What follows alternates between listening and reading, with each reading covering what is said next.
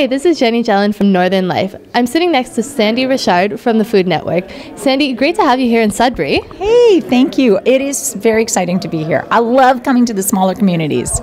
You know, it's great when we're on television and a lot of people get to see you through the television. But to actually touch and feel the very people who listen to what you say and have difficulty understanding how to get through the turmoil of dinner, it really makes a big difference. And it changes my life. I'm not sure if it changes their life or my life more.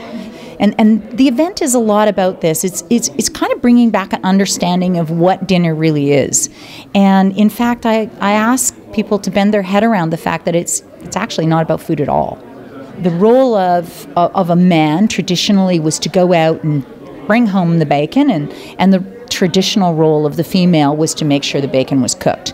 And so right now we're in a very confusing era where women are so dynamic and amazing, and the sky is the limit, and they can do anything that they want to do.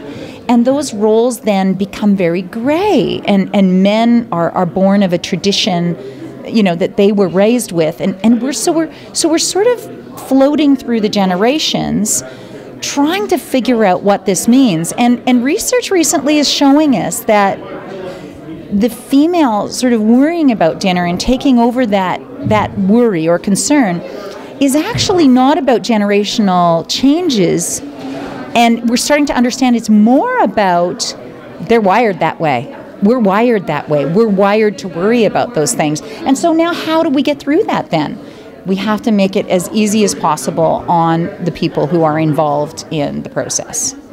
And so what are some ways that we can make dinner easier? You know, for families, we really need to embed into the minds of parents that to include your family is not to burden them. It's actually to enhance every single relationship. So in other words, we need to make families understand that everyone has to be a part of the dinner making, taking that burden off one person, because that one person who's worrying about it, 87% of the time that's still the female, because we're wired that way. You know, instead of them feeling guilty, they actually are now feeling like, wow, I'm involving my family and leaving them this legacy of being able to take care of themselves. This is amazing. So we have to make that shift. We're in a generation where that shift must happen now.